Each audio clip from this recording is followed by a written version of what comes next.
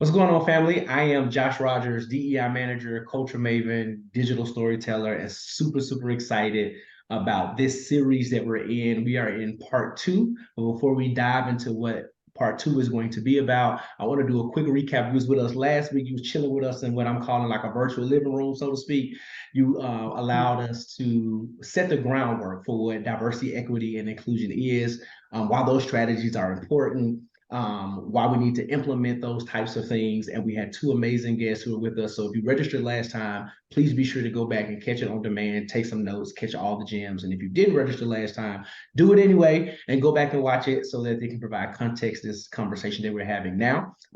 I said it last week and I'll say it again. Diversity, equity, and inclusion is the popular girl at the school table. Everybody wants to talk about her. Everybody wants to be around her. And we're going to continue to perpetuate that idea, not only because it's popular, but because it is important, right? It is not something that we want to dismiss. It's just something that is performative or something that we just do, but it is a real strategy that is necessary to not only bring organizations forward, but to push us forward as a society. When it's done in the right way, I've seen and experienced that it causes real tangible change because diverse voices, experiences, and influences is what really matters when people have a seat at the table. So, with that being said, understood and hopefully accepted, we're going to dive into part two of this series with some equally as amazing individuals who are going to help us navigate a conversation specifically around culture, right? And how that impacts our organizations, how we can influence those cultures, and all that goes into that. So I'm going to stop talking for a second and I'm going to pass it to our amazing panelists, Brittany and Tiffany. I'm going to throw it to Brittany first to introduce yourself and tell us a little bit about the work that you're doing. And then once you're done, Tiffany, feel free to take the floor. Awesome. Thank you, Josh. And I love thinking about DEI as the cool girl at the table. We'll rock with that. So yeah, as mentioned, my name is Brittany, and I'm the previous head of learning and development at Facebook, where I was really focused on leader development, specifically of folks who look like us, right? So really ensuring that underrepresented talent was able to succeed, not just in their roles, but also as leaders and growing as well. All right, Tiffany? And hi, everyone. My name is Tiffany Blacknall Benjamin, located in Washington, D.C. I lead our DEI higher ed strategy and partnerships for the devices org of Amazon. And I'm always coming to the work with a DEI lens in regards to how we're building out pipelines of talent and thinking about the talent that's not yet in our organizations. Awesome stuff. So excited to have you and to go into conversation with you. So as I said last week, we talked about a little bit, a lot bit rather, how effective DEI strategies are important to organizations, right? Why we implement them. We kind of went into when they really became popular, right? It was after the unfortunate murder of George Floyd. But now that we have these things in place and we've seen several different shifts and challenges with DEI, could you talk to us a little bit about how effective strategies, right, when put in place, how they can improve an organization's culture? Tiffany, I'll start with you. I like to think that it doesn't start with the strategy. It starts with goals and principles. And so, right, any organization may have to first look at those. And I think then strategies, your DEI strategies should come down from those goals and those principles. At Amazon, we have a principle: success and scale, bring broad responsibility. And so for us, that means as leaders, we're leaving things better than what we found it. And we are creating more than we consume. So when I'm building out strategy, I'm leaning in under that principle. I'm thinking about, what are we creating? We are one of the world's largest employers. We just opened a new headquarters in the Northern Virginia region. So as we think about coming into a new space, we're going to be consuming a lot. And so my work is about how are we not just consuming the talent in the area and asking for more, but how are we actually investing in the creation of talent is one area of focus. And so how are we creating talent, investing in supporting the creation of talent, and adding to the pipeline that's already here. We have multiple programs that kind of fit under that lens that take inclusion into play, as well as equity into play. I lead one program, Amazon Next, that's really focused on partnering with minority serving institutions specifically, and focusing on underclassmen, so freshmen and sophomores. So those who may not have yet made firm decisions around career, or those who are in a good place to really learn some skills early and have a competitive advantage. Like, we're investing in making sure they have that advantage early with programs like Amazon Next, giving them soft skills, technical skills, mentors, scholarships. We have national programs with Amazon Design, and as we think about the world and the larger conversation around accessibility and DEI, UX design isn't talked about enough when we talk about curriculum, user design. So Amazon Design offers design challenges, for college students and younger, and not just exposing them to design, but actually giving them crash courses and skills in that area. We have global programs like Amazon Future Engineer that is resourcing curriculum for students globally, curriculum supporting students as well as giving them scholarships. So how are we actually investing into this talent pipeline in specific communities based on where we're located, or communities, as we think about inclusion, communities that are currently being left out, to make sure that they are part of this larger kind of talent pipeline conversation, and we're adding to what's there. Yeah, so I'll stop talking, make sure we have enough time. Sure, Brittany. Yeah, no, I love it. And I was actually caught up on what Tiffany was saying. I was like, yes, yes, oh, that's very good. What I would add to that, specifically thinking about, because as I heard the frame of your question really being around culture and kind of the strategy around inclusion, fundamentally, the part about this that's super important is to just make sure that everyone that's in our companies contributing to our mission is really ultimately able to come and do their best freaking work. Right. And especially with us representing tech organizations, it's really important as we're building products. There's a lot of talk now about AI and, bias that goes into it, but bias can go into any product. So we really just want to make sure that not only are everyone able to come to the table, as you mentioned before, Josh, but really able to come in and do their best work, do work that is meaningful, not just to them, but to our companies and to our products. Right. And that we're building our products and the work that we're responsible for with that lens of inclusion. Right. Because the folks who we're serving, hopefully, they're all around the world. They speak different languages. They look differently. Right. So the products that we're putting out, we want it to reflect that and naturally be able to serve those people. We want it to be able to see them and to understand them and all of that good stuff. And fundamentally, that does start with this value of inclusion. Right, this value of, we call it inclusion, but I sometimes think of it really as like this value of people, right? This value of humanity and making sure that folks are able to belong, and feel included. I love that you brought that up, because I think inclusion, I don't know that there's a hierarchy in how we look at DE&I, but I often think that inclusion is sometimes the most challenging piece to get right. Like, we want to do it. Everybody's supposed to have somewhere to be and somewhere to fit, but it seems as if some of those puzzle pieces don't quite go where they need to be. And I know one way in which organizations have attempted to do this is with ERGs, or employee resource groups, or affinity groups, right? Based upon, similarities in lived experiences and identities.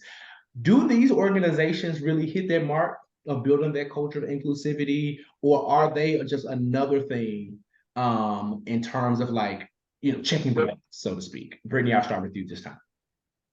Yeah, it's a great question. It could be controversial, I guess, depending on how a person thinks about it. But, when we think about ERGs and like the value that they're able to provide, and whether or not they do provide value, or if they really can just be vehicles of further exclusion, I think it really goes back to like the spirit in which a company is doing something, right? So you can do something so meaningful, so meaningfully, or that could be so meaningful, but if you do it with the spirit of like checking the box, then that's really what you're going to get out of it.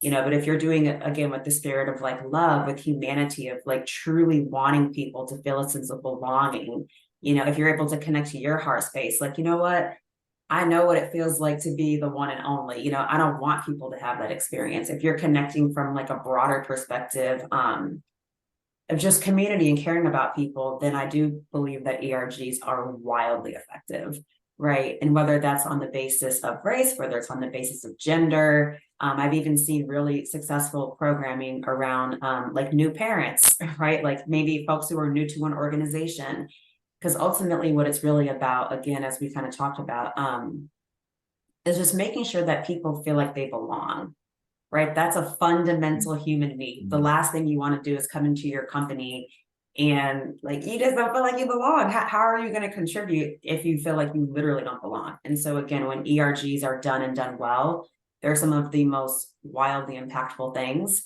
right? And then when they're kind of check the box and people don't care, you can kind of feel that too. Mm. Yeah. Tiffany, anything you want to add to that? I think since my work focuses a lot more on the pipeline end, that I may want to talk a little bit more just about inclusion itself and what that looks like. Would that be okay? Yeah, because I think even in that pipeline, is that something that you're seeing that people are interested in as they're navigating into organizations? Are they looking for that as part of Yeah, their inclusive culture?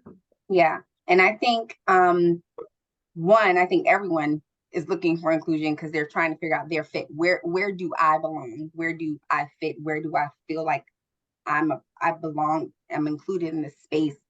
I see me there. So I think that's a part of every candidate's thought process, even if they aren't necessarily putting those words to it. But I think less of the candidate and more about those who are in recruitment making decisions, those who are building out recruitment strategies, pipeline strategies. I think it's more about who are we intentionally inviting, and to me, like that's the inclusion part. Like I think a lot of people are left out, and we can easily add unintentionally to it. And so I think there's work on the organization side to sit back and ask, who are we intentionally inviting? And I think as you make that list, then anyone who's not on that list, you're unintentionally uninviting, right? And like that's like one way to look at it. And so we think about looking for Black talent.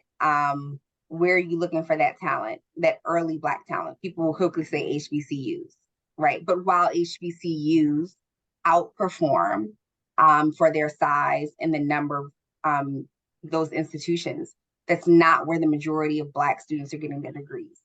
So where are the other schools that you are missing large groups of Black talent by just focusing on HBCUs and not being more thoughtful about the greater strategy there? When you are in specific regions as organizations and you have a big footprint, being very thoughtful about land grant institutions in those regions that have missions to serve those particular areas. And so those students are going to look a little different and they're going to be from those areas, right? How are you being intentional about looking for those mission-driven institutions? How are you being intentional out looking minority serving institutions broadly? You're looking for Hispanic talent. When you look at your list of top recruit schools, how many of them are actually classified as Hispanic serving institutions, right? Like that type of intentionality about who you are inviting to the table on pipeline strategy recruitment, I think is important on the organization side, because I think for every candidate, they have inclusion broadly without them even theoretically understanding that.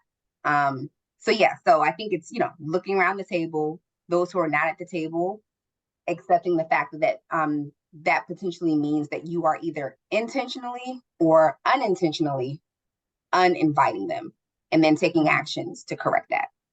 Yeah. Can I add one other thing, Josh, real quick Yeah, about sure. the ERGs? Something else, and I also appreciate what Tiffany's saying too, because it's important. Like, who are we inviting? Who are we not inviting? That's that these things matter. Something else that's kind of coming up in my mind, I just want to mention it. As we think about ERGs, and just for anyone who's not familiar, those are often affinity-based groups. So whether it's race, gender, some other kind of common interest, oftentimes also company sponsored. There's just two other things. So when I think about it from the standpoint of the employee who's participating, we're talking about having a seat at the table. So of course it includes belonging and all of that, which is important. And likewise, it also can be an opportunity to really flex leadership skills, right? So for those who are participating, to find community, to flex leadership skills in ways that maybe aren't always as readily available to you in your, day-to-day job.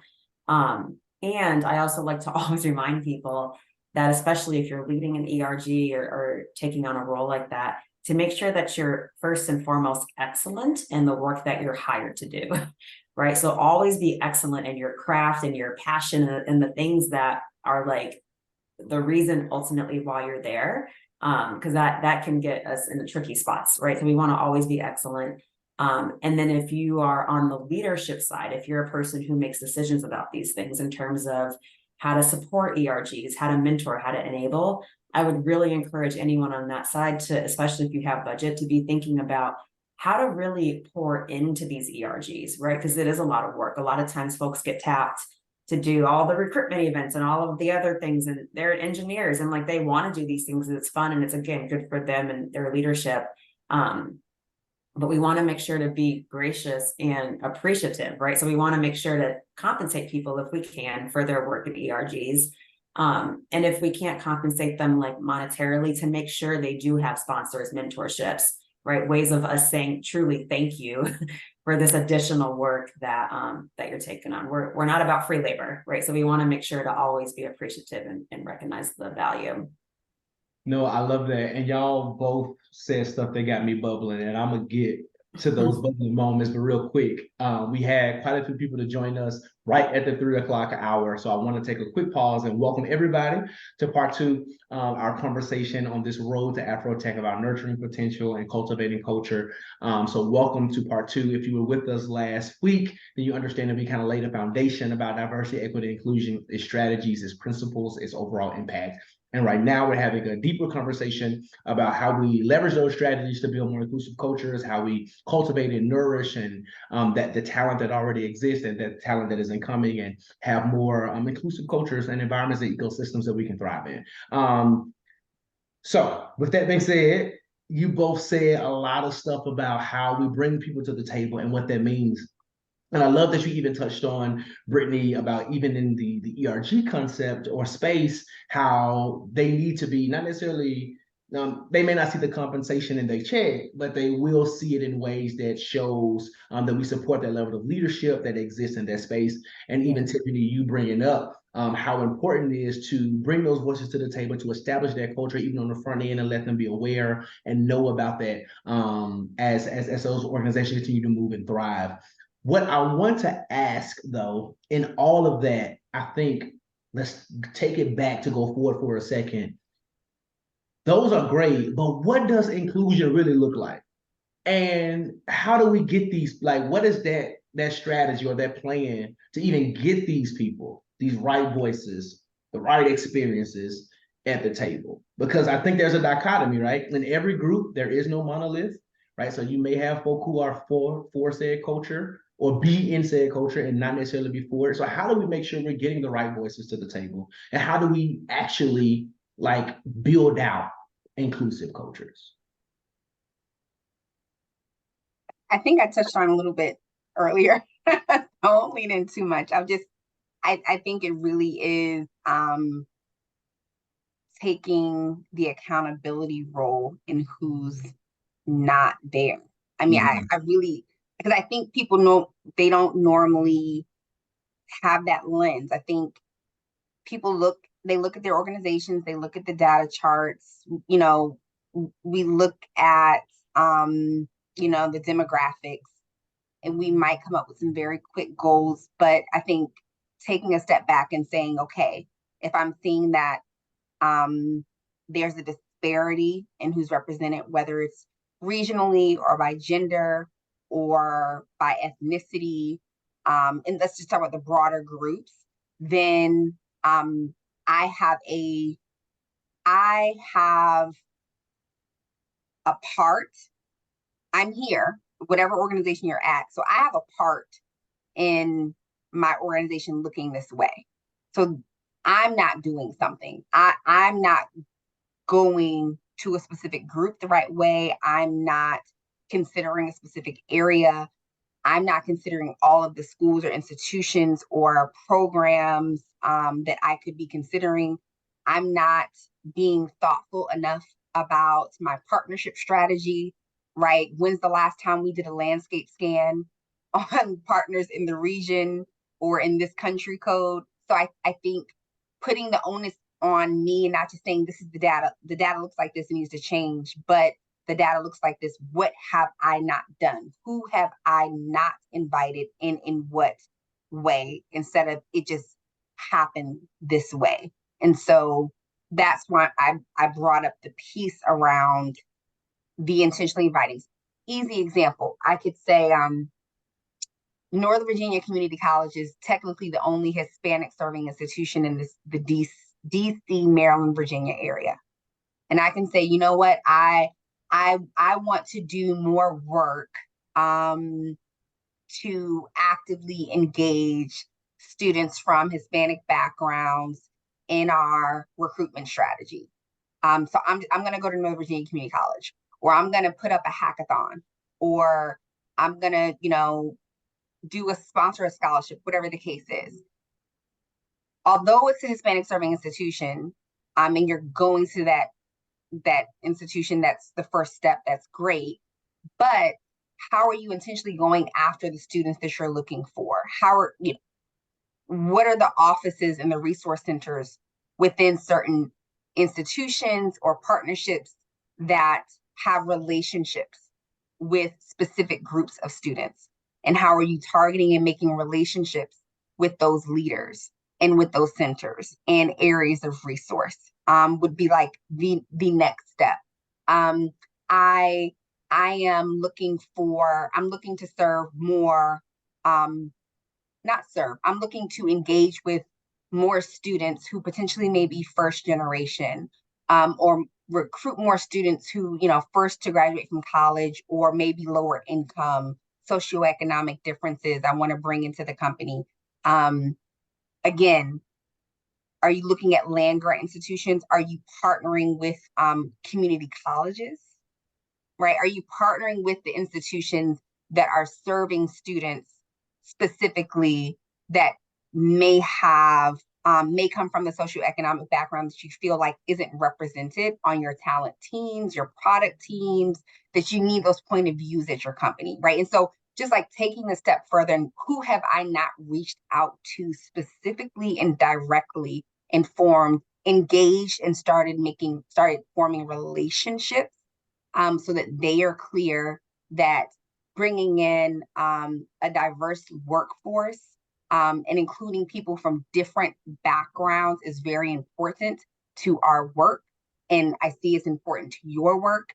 So we should be working together. And I think like taking those active steps are really important. And that's the intentional inviting part. Got it. Brittany? Mm-hmm.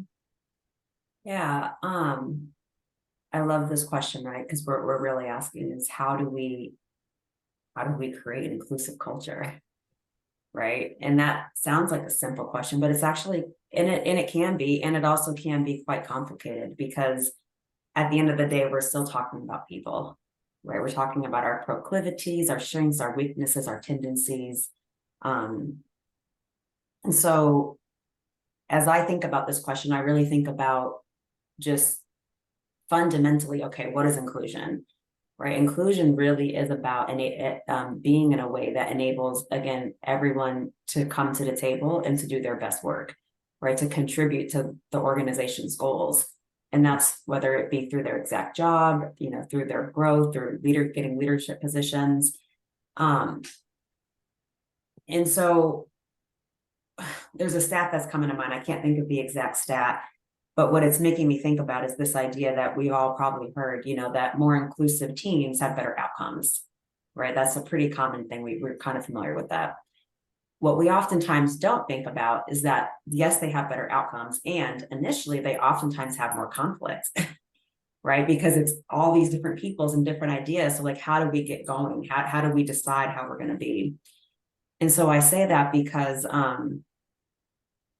to truly be inclusive, it also requires us to look at ourselves as leaders, right? So whether you're an official leader in a company or whether you're just the leader of yourself, right? You are leading yourself. It's important to be able to think about like, who am I when someone disagrees with me, right? When a concept is introduced that is foreign to me, how do I respond to that? You know, how do I show up when someone's telling me something that I don't agree with?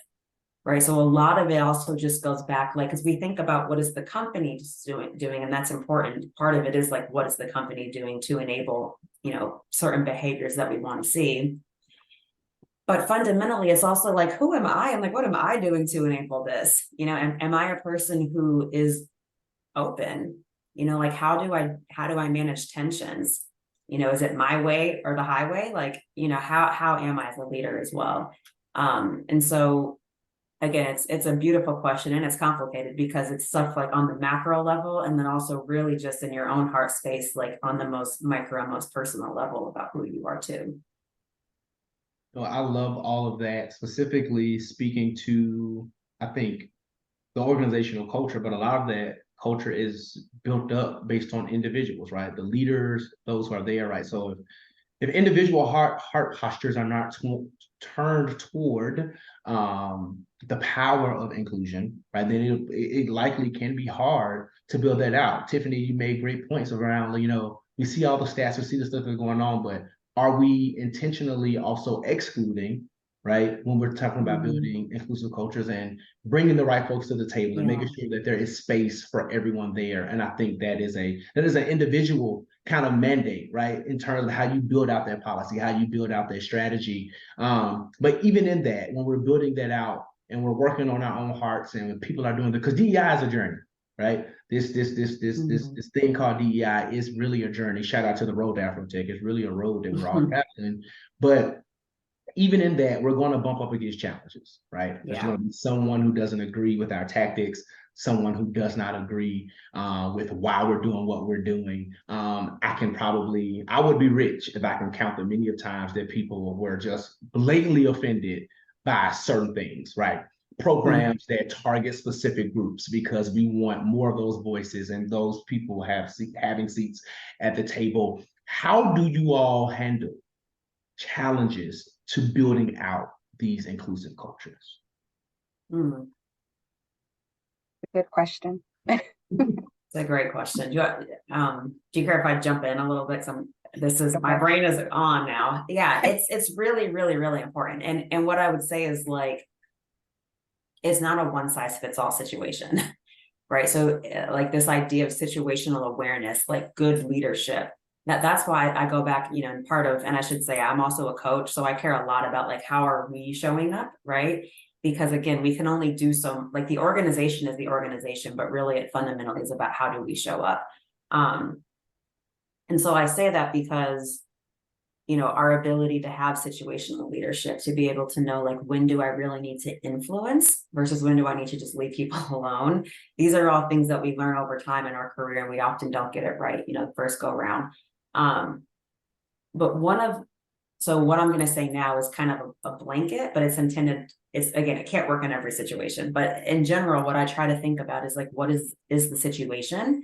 And for me, being a learning and development person, my role is really about cultures and leaders and working with folks in a coaching capacity. Honestly, sometimes I ignore people who aren't into it. You know, I'm like, it'll be more energy to have to deal with y'all, and we're still moving forward. Right. And that's not always an option. Sometimes it's not an option. Sometimes it's the best option. Right. And so when I'm in situations where we can't ignore it, right? It's a leader, and it's very important that this leader is showing up as a leader. Part of the way that I have gotten there and had success with it is, instead of talking about things that they already do not care about, that they already do not understand, right? Because to your point, even just introducing DEI or whatever it is, that can sometimes make people feel like, oh my God, like who knows, right? So instead of talking it so directly, sometimes I talk about it instead of like, all right, well, what do you care about? Right? Like what's important to you? Like we need, this product is at risk or whatever the thing is. And we still get to the same place. Like I actually had a leader one time, a very senior level in a tech organization had told me, they were an engineer and they told me, I'm here to program computers, not people. So I literally don't care about this culture conversation that we're having. Right. And some people could have been like, oh my God, they don't care. Like, what are we going to do? But instead, I was very calm. I was like, okay, so what do you care about? And his answer was simple. Like, I care about the product. I care that it's successful. Right. And I'm like, all right, so what right now is in the way of that? Right. And then we got into this whole conversation about like the culture and hiring all these people who still need to be trained. So we were still able to get to the same end result of needing to think through how do we be together.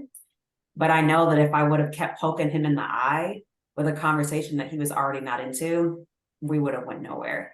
Right. So it's a little bit of like influence and yeah, again, it goes back to personal leadership, right? Like how are you gonna still move forward in a situation when people maybe don't agree? Mhm. Yeah. Mhm. I just want to ditto, ditto, ditto. I mean, that both points were exactly where my mind was going. Like really, I just feel I feel like whenever there are challenges, conversations or next steps really need to be grounded, kind of how I started with shared goals. Okay, so like what to, as Brittany mentioned, like what's important to you. So what are the shared goals between you and I? What are we both trying to get to? What are the shared goals of this organization? What are the shared goals across these teams? And then we're gonna talk along those lines.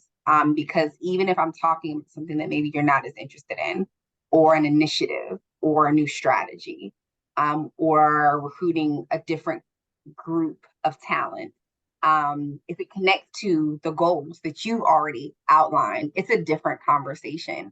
And I also think, um,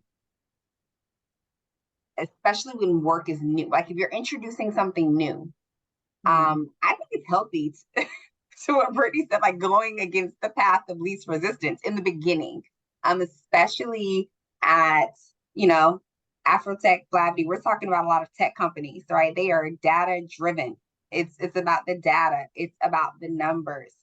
So in the beginning, when you don't have the proof points and you don't have all the data, you may have some research, but when you don't have the data, your specific organization, I think it is important to maybe go to who is interested, work with the leader who's already ready to jump in and support and invest, ready to sponsor.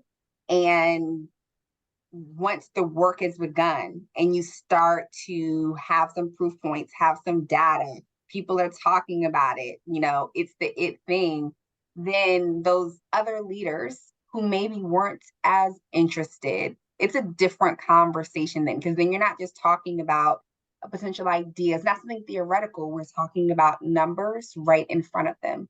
And that is a different conversation. So yeah. Mm-hmm. Yeah, and I want to add something to that. I love what you're saying about finding folks who are already interested. Because by the way, this is just good personal leadership, period. Right. So whether you're working on something that's DEI related, whether you're trying to get this new design approved for your thing, like whatever it is, like you always want to be thinking about, all right, cool, like who are my support, like who is my community of support and how can I like rally them, right? Because that's how you are excellent. That's how you end up getting support that you need. And whether it's for the DEI thing, the engineering thing, like it doesn't matter. It's the same thing. It's like, how do you have personal power? How do you have strategy? How are you smart about your business? No, that's really good about also being intentional on how we spend the energy, right? Mhm. This isn't an Ari Lennox song. You don't have permission to waste my time. I need my time to be in the right spaces, because it can hinder progress if we're Yeah. consistently trying to convince folk who probably never will jump on board with some of the strategies that we're trying to implement. And I just want to take a quick pause and say that we have a couple more minutes till we get to the Q&A. So for those who are watching and listening, if you have a question, please drop them in the Q&A section, drop them in the chat. We'll be sure to answer them if time allows us to, but we want to make sure you have the opportunity to do that. But before we jump into that, I want to kind of stay there a little bit with those challenges and ask from a leadership standpoint, even when it comes to recruiting their pipeline, Tiffany or Brittany, when we think about the cultures that already exist, should we care about the comfortability of others? Or should we just be like, we're doing this anyway? Right? We're building these cultures, and I know that we may have some roadblocks, but do we avoid it and move forward, or do we try to figure out, put a little bit of energy into, all right, this is why this matters. I know we kind of gave some examples in terms of like finding the common ground, but there are some folk who was like, I don't care, I'm uncomfortable. They want to completely buck up against it no matter how we present it.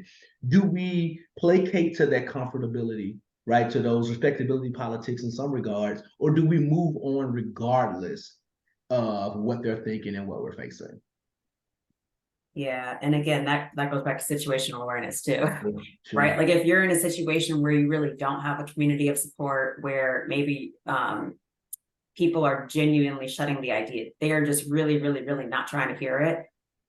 That may not be the wisest time to not care about if people are comfortable, right? However, if there's a lot of support and if there's also some discomfort along the way, that's normal, right? Anything that we learn or that we grow through is going to involve some aspect of discomfort.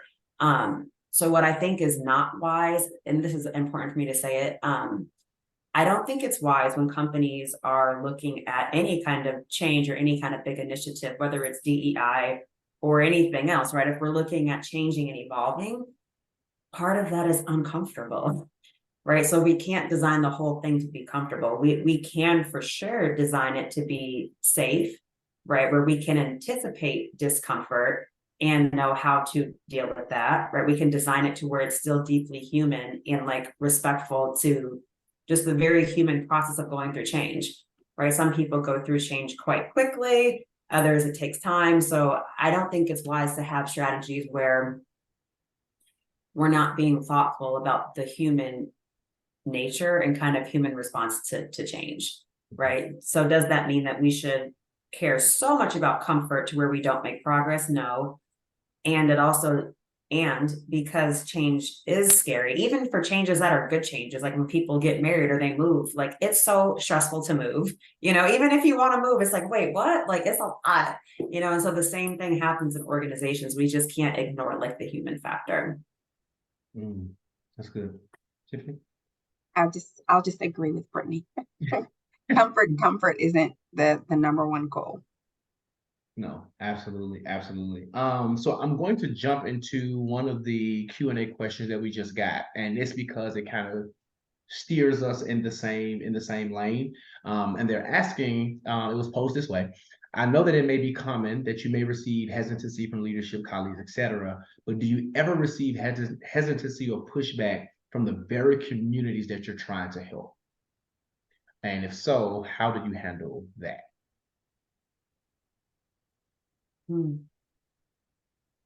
I can jump in. So I would say my community, my customer, and the work that I do with pipelines and talent. My customer are late adolescents, young adults. There's lots of hesitancy, and there's lots of unknowns. So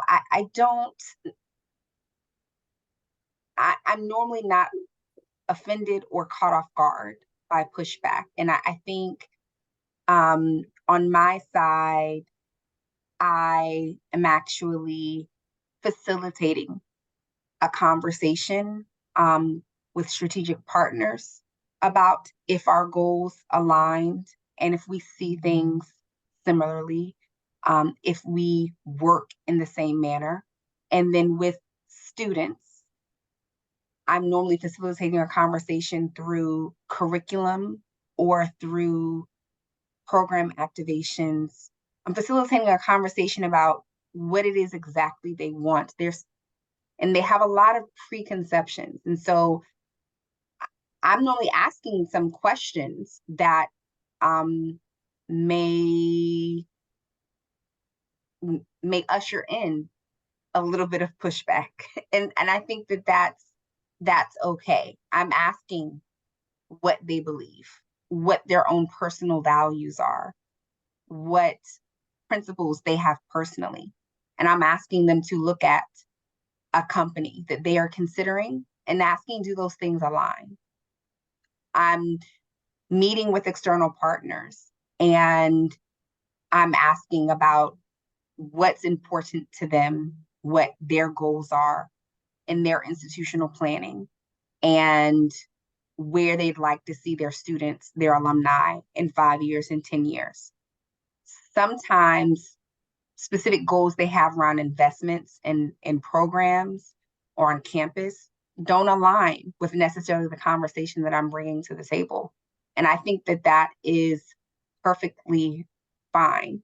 And I think that it is good to uncover those things early to either work through in honest dialogue or to either know that maybe certain groups or partnerships are not the best fit. I hope that that answers the question. Yeah, yeah, yeah. It gets to it for sure. Brittany? Yeah. The way this question reads is making me kind of think about,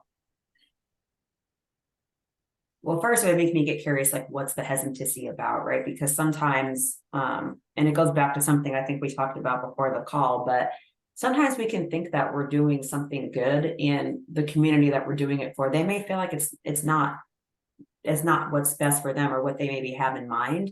And so I think that when we're dealing with hesitancy, especially from the community we're supposed to be serving, it's like we want to really ask, like, first of all, are we part of that community, or are we just trying to do something for some other community just because we care about this community, but maybe we're not seen as part of that community, right? Or even if we are part of that community, sometimes that can be the most hurtful, because then it's like, dang, like we're the same community. Like, why are you fighting me? I'm trying to help you, right? And so then it kind of goes back to what we were saying before about really having that internal dialogue first. Like, okay, first, who are you when you get pushed back, right? When you get pushed back, are you the person who just pushes back?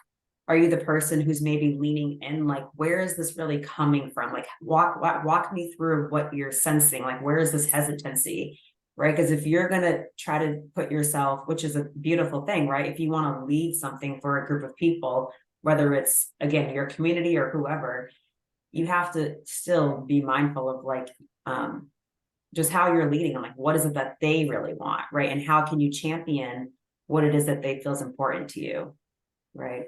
So hopefully that helps. It does, and it makes me think deeper into the model minority. That when I think about pushback and hesitancy in some regards, because I have worked with even some executives who would say, I don't support D&I. I got here because I worked hard, right? Or others who say, yeah, I attend this type of institution, or I'm coming from this organization or community, but I don't want to be recruited because of that. I want you to look at my resume, right? So are there ways and tactics, and I'm sure that there are, that we can navigate that type of kind of cognitive dissonance that exists within individuals who understand that they're a part of a certain group, right, or community, but do not want to be a part of any of these strategies, because in their brain, the only reason you're talking to me, the only reason you're trying to recruit me is because I'm a part of this, right? How do we navigate that tension? That is, and I like you're calling it attention, because it is attention, right? Because imagine, and this happened, we can read about it in different ways, but no one wants to feel like they're hired because they're a diverse hire. That's like not the business. That's not the goal. You want to be hired because you are excellent. You want to be part of the conversation because you're amazing, right? And so off the bat, if there's even any kind of sense of like they're only talking to me because I'm Black, or they're only talking to me because I'm a woman, that in and of itself is just not a good feeling, because even though it's a part of belonging, it's not belonging in a good way. It's almost like making something exotic and almost like foreign, and then it creates the opposite impact of belonging. It's like it's not the vibe, right? And so I think it's really important to call that out. And it goes back to one of the earlier points, I forget who had mentioned it, but just that place about like not wanting things to be performative, right? And to really just want to stay clear on like what are the overall goals. So even when we are selecting people for projects or assignments, like we don't want to start with like, you're here because you're Black. Like that's just weird. We want to be like, hey, you know what? Like you're amazing. Like we've seen all the leadership work that you've done. And we really want to talk to people who are the best. And we think you're part of the best. And we hope that you can help us. Right. And we want to be able to do more good work like how you've done. Because that's way more meaningful to people than just like, these arbitrary things. Mm-hmm. Mm-hmm. Tiffany, any perspective you want to add there? No, I mean, I spoke earlier. I would just agree. And especially in the early engagement space, it's, I actually think that's the focus of the work. Um, the focus of early engagement, relationship, skill development is so that when it's actually time for offer decisions and acceptance decisions, it's not about specifics of like demographics on the page, right? The work was done beforehand to have large pools of talent that has been invested in, developed, engaged over an extended period of time, so that when it's time for full-time employee consideration, we are looking at all competitive talent. Like we're looking at talent that's all competitive. We are looking at talent where relationships have been formed over time, where the conversation is it's not about a demographic that's on a data point in the demographic area that's on a page. It's about the relationship that's been developed over time, the amount of skills, commitment that you've put in over time, the way you've networked through this organization over time. Like I think um, that type of early engagement work is literally to counter the idea that any hiring or offer position is connected to a demographic data point on a page. Got it. Got it. Understood. And I absolutely agree with both of those perspectives and points there. We're going to actually go to one of the most recent questions in the chat, and this will probably be how we'll end up wrapping it up. I'm going to assume that they're talking about the work that you all do in DE&I, but it was asked in this way.